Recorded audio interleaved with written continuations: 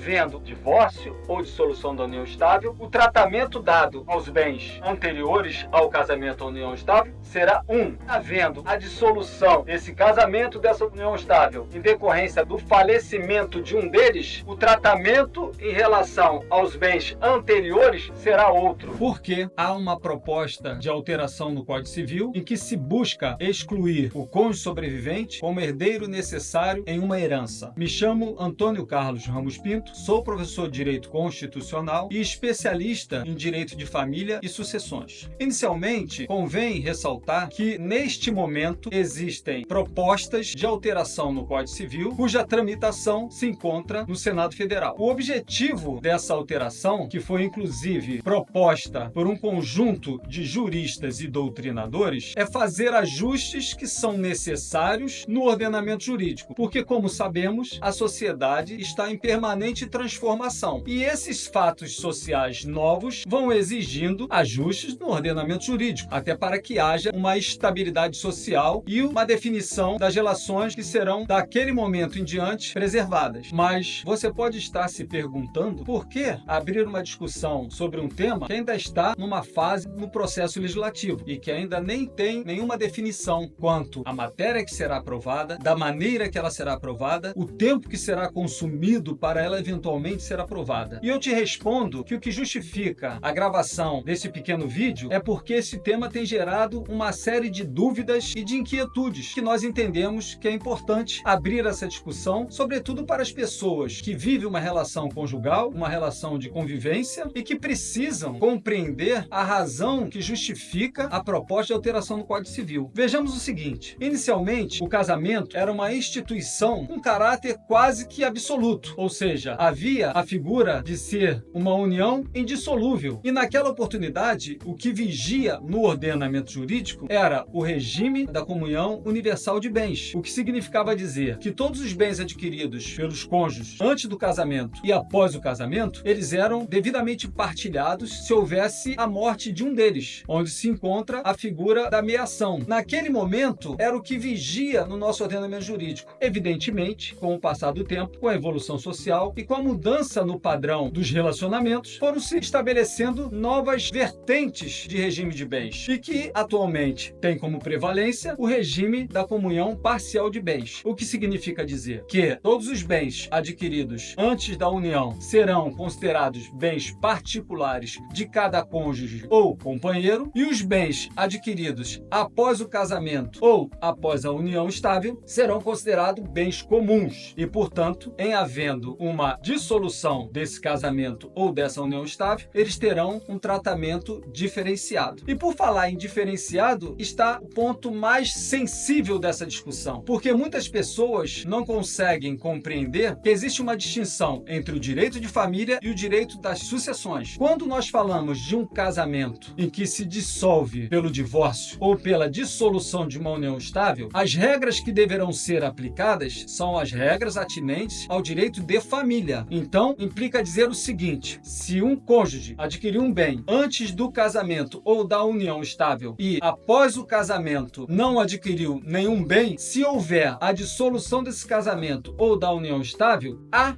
parte que não era proprietária de nenhum bem não receberá nada. Por quê? Porque neste regime, que é o prevalente, que é a presunção de comunhão parcial de bens, não haverá bem a ser partilhável. Portanto, preservando aquele patrimônio anterior ao casamento ou à união estável como sendo da titularidade integral do seu proprietário. Agora, se houver a dissolução do casamento ou de uma união estável pela morte de um dos cônjuges ou de um dos companheiros, as regras que deverão ser observadas se referem ao direito das sucessões, e aí o tratamento será outro. Isso é o ponto mais relevante e que gera a maior dúvida entre as pessoas, porque quando elas resolvem se unir estabelecer um casamento ou uma união estável, elas não conseguem compreender que, havendo a dissolução no caso de ato entre vivos e intervivos, ou seja, divórcio ou dissolução da união estável, o tratamento dado aos bens anteriores ao casamento ou união estável será 1. E, se houver a dissolução desse casamento, dessa união estável, em decorrência do falecimento de um deles, o tratamento em relação aos bens anteriores será outro. E aí é que geram essas angústias e que, consequentemente, motivaram a proposta de alteração no Código Civil para excluir da figura de herdeiro necessário o cônjuge sobrevivente quando houver bens particulares, reforçando aqueles adquiridos antes do casamento da união estável e que serão, evidentemente, angariados e divididos entre os seus herdeiros, que na hipótese serão inicialmente os descendentes, depois os ascendentes, e aí sim na figura dos herdeiros necessários. Nesse sentido, se a proposta apresentada for aprovada, haverá evidentemente este ajuste, que consistirá na exclusão do cônjuge sobrevivente como herdeiro necessário quando a dissolução do casamento ou da união estável se der em decorrência do falecimento de um dos dois e o regime de casamento vigente for o da comunhão parcial de bens. Vale ressaltar que esta regra só será aplicada se houver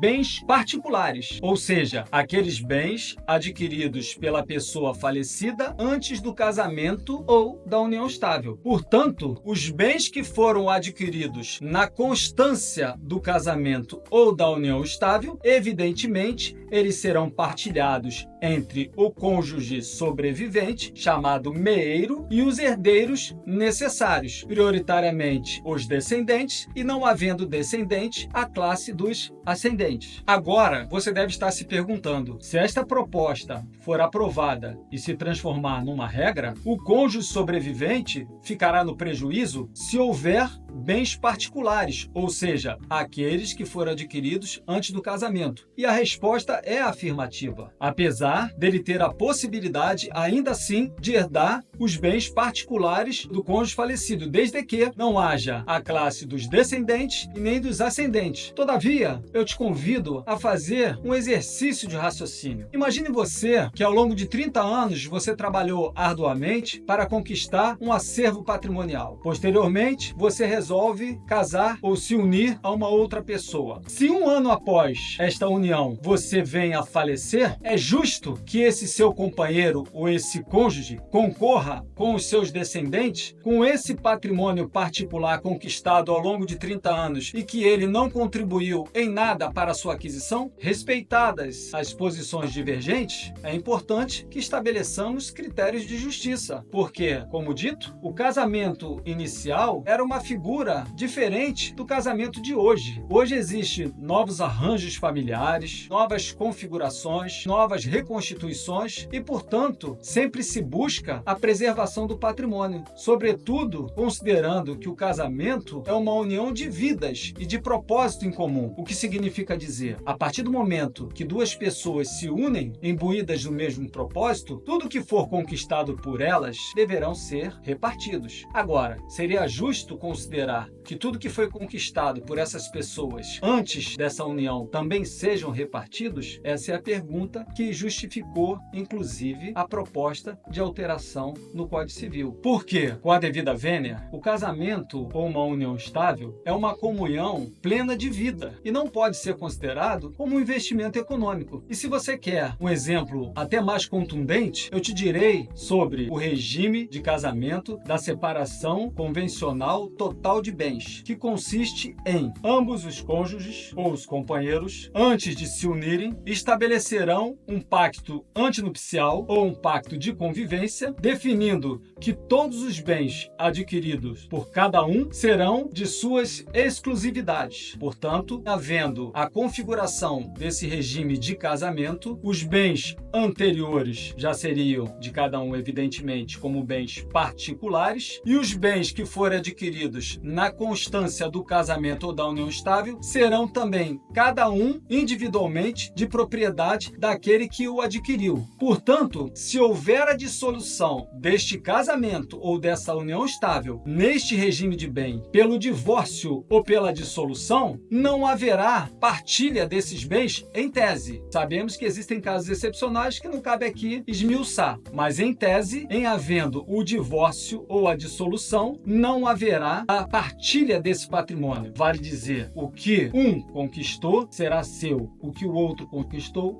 será seu. Todavia, se essa dissolução do casamento ou da união estável se der em decorrência do falecimento de um deles, no regime atual, esse cônjuge sobrevivente será herdeiro necessário e concorrerá ao seu acervo patrimonial junto com seus descendentes. Então, o que se tenta, de alguma maneira, corrigir e até confirmar o entendimento prevalente da doutrina e da jurisprudência é separar o que é bem particular do que é bem comum. E aí, evidentemente, será sempre possível fazer um novo arranjo nesse regime de bens. Em outras palavras, se o cônjuge, a partir do momento que houver a aprovação dessa proposta e a transformação dessa proposta em regra, se sentir, como de fato deverá se sentir, preterido, prejudicado, ele pode, junto ao outro cônjuge, num ato de inter vivos, fazer, por exemplo, um testamento em que ele pode legar parte do seu patrimônio para esse cônjuge, buscando uma eventual compensação financeira, ou até mesmo estabelecer o regime da comunhão universal de bens. O que importa considerar é que todas essas modificações, elas representam o resultado de um clamor social que exige que o ordenamento jurídico se adeque, que busque essa atualização para regular de forma contemporânea essas relações humanas.